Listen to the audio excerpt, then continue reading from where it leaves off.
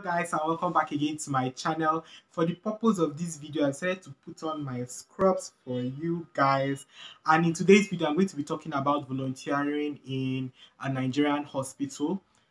Currently I'm volunteering at a general hospital in Nigeria, in the town that I stay at, and it has been quite an experience, and I get a lot of questions from you guys. You guys have been asking me questions, asking me things like, okay, what do you do and what have you learned so far, and is it important or not?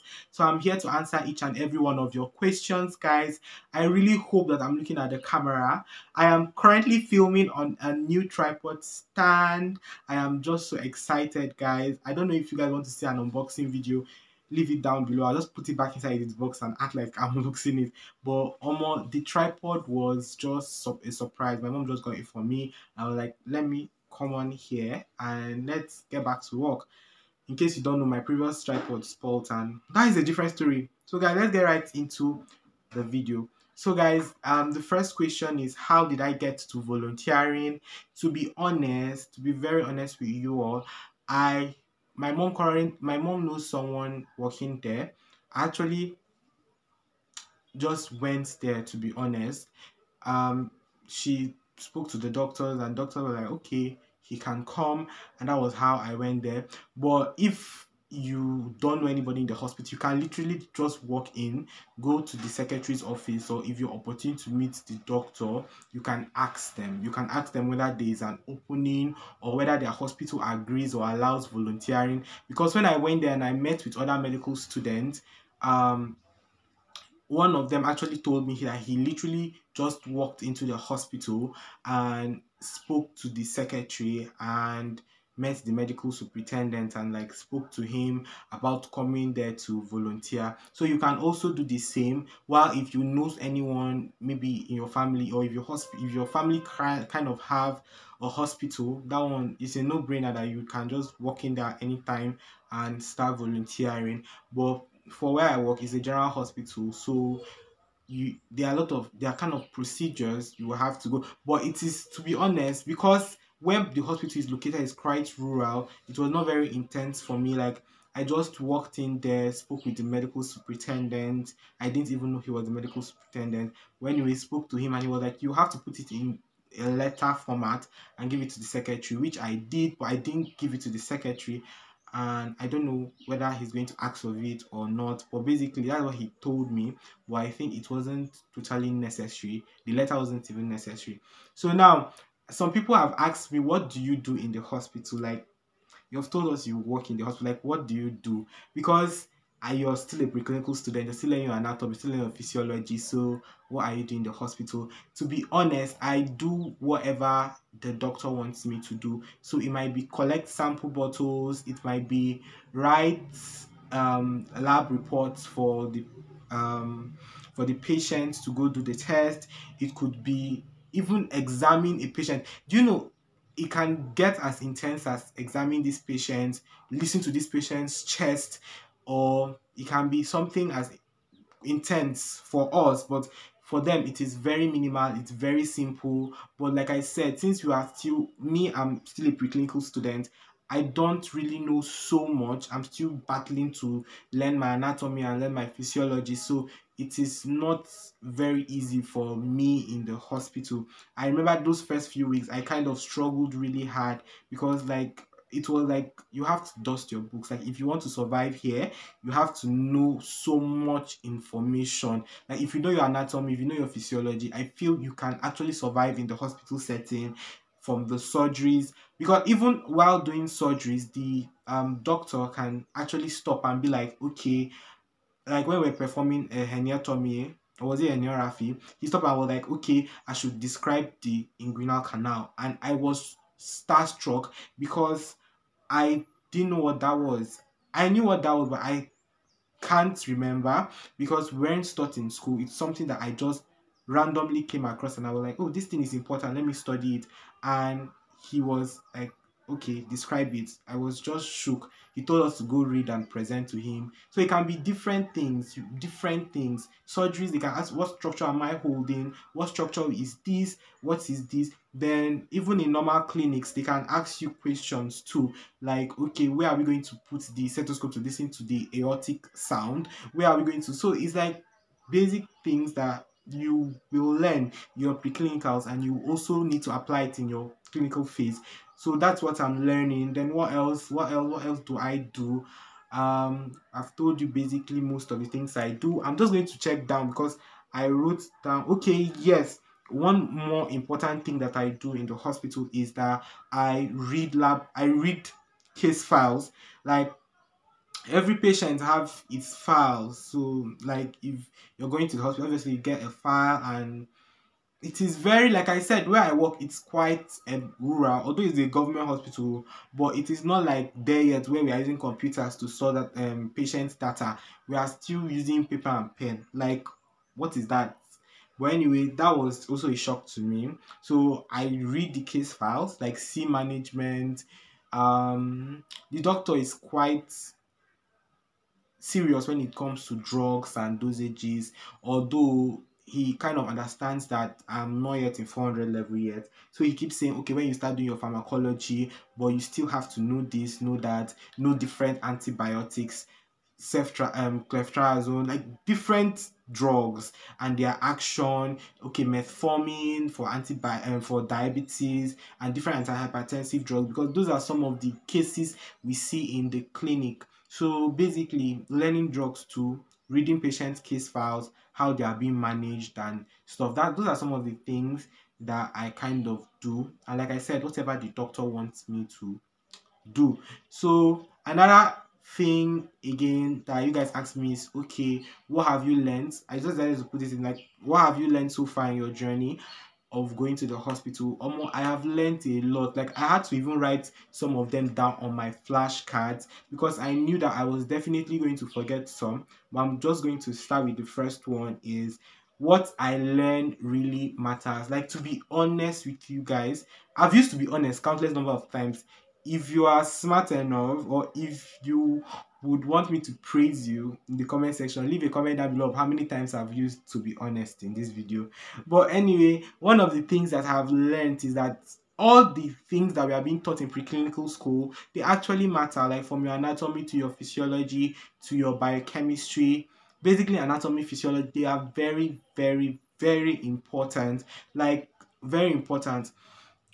It applies in the clinics. You see it a lot of times. Like, now, when the doctor was explaining, he was explaining why you will not, the direction you are going to perform an episiotomy, like the exact direction you're going to be performing that. It's like a procedure meant to, is it expand the canals, the birth canal. That is just basic explanation of it. You can just Google episiotomy.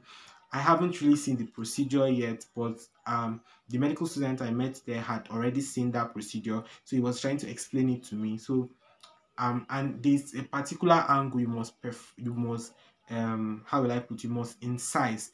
You don't incise to the anal canal, you don't incise, like, there's a direction you incise, and they use this 7 o'clock, 11 o'clock, like they use clock direction sha. So he was trying to explain why you don't incise at a certain position, and that is purely anatomy. If you don't know the nerve that is there, if you don't know the, I think it was the perineal nerve, and if you damage perineal nerve, there will not be sensation again to the perineum. That is your, where your private area is. So basically, that is purely anatomy, and it applies a lot of times. Like, if you want to check the liver, you have to know where the liver is. You have to know, okay, McBurney's point is this, you, what is that point, where is that point, and what is it used for, how is it applied, listening to bowel movement. So it's very, what you learn in your preclinicals is very, very important in the clinics. Even your physiology, drug action, knowing why you can use some certain drugs and why you can't use some, you have to, like, know your physiology very well. So that was something that really opened my eyes to see that what I'm being taught now is not just for fun, it is actually a foundation to more greater things. So another thing again I have learned is that medicine is an art. Regardless of it being a science, you would have to cultivate the act of communication, the act of dealing with stress, the act of um, breaking bad news, speaking to patients, control, basically control. I used to say that medicine is somewhat a facade because sometimes, or is it a facade?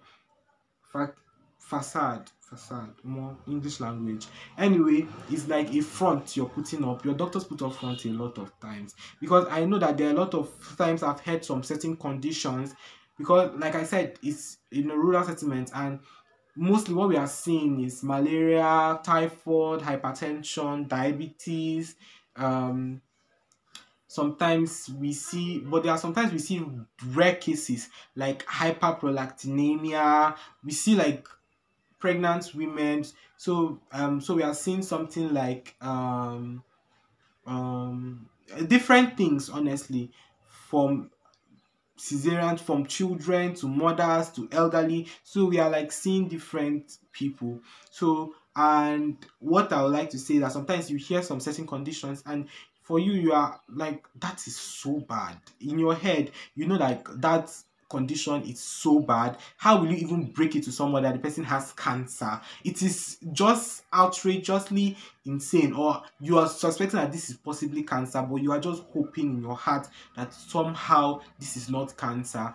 And you have to be calm about it in telling the patient, you have to be collected. Almost sometimes I would like purely act in front of, no offense, but I'm just going to be honest, but sometimes your doctors will have to like mask up their emotions because they cannot cry with you. Somebody has to comfort somebody. So if they are crying and you are also crying, then you know your condition is bad. So basically, that whole thing has taught me that it's an art. You have to master the art of dealing with emotions. You have to be able to put up front sometimes.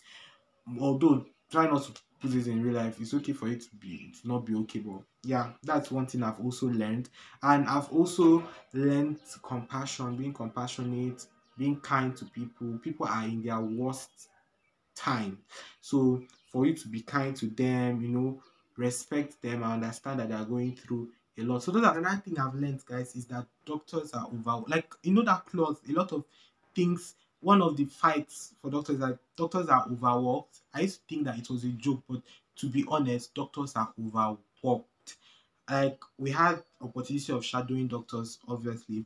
Like I said, I shadowed the doctors there and I realized that even me don't even know the amount of patients I'm seeing with him in a day because it is insane.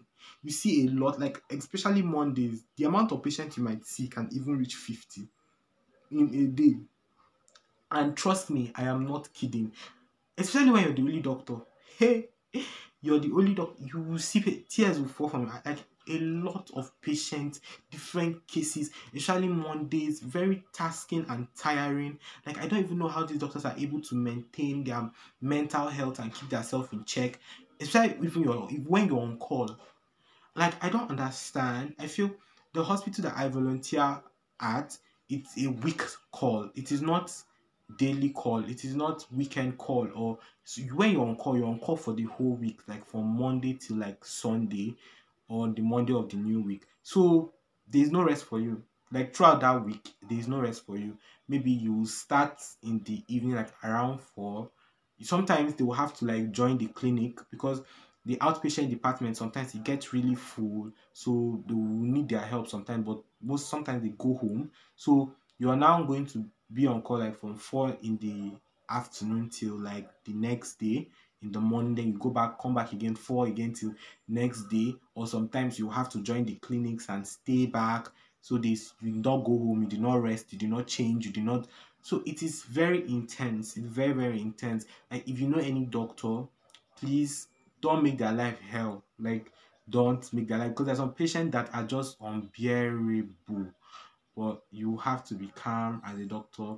So like I said, I'm learning compassion. I'm learning how to be calm. I'm learning how to be collected because me I decrease sometimes. I am very conservative. I don't use the word conservative, but I don't think I don't classify myself as very extroverted. But if you cross me, I I used to get mad sometimes, but I've learned that that is not really a way to live, because these people are going through a lot of things. To them it is, to you it is very huge. You might see it as just an ordinary malaria case, but to them it's stopping them from their means of livelihood. It's stopping them from being at home. Some people are just irritated by hospitals. So no matter how much you feel angry, and you should just also see it from the patient's standpoint of view, that is not where they want to be at that moment. So guys, those are some of the lessons that I have learned. Like I said, if you want more, leave it down below. And like, for now I don't even know the specialty I want to go into. A lot of people are like, okay, how does it work? To be honest, like I said, my hospital is a general hospital. It does not have like sections like pediatrics, like obs and gynae.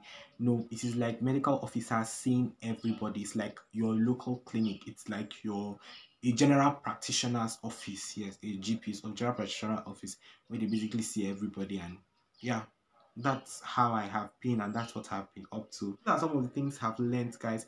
If you want a part 2 of this video, I'll certainly do another one. But for now, until next time, don't forget to hit that subscribe button, hit the like button, and leave a comment down below if you want me to explain to you guys why I haven't been around. But anyway, guys, my next video I'm going to be talking about reading, a lot of reading, because of you all have been asking me, how do you read in medical school? So I'm here to give you that tip. Until next time, guys, bye.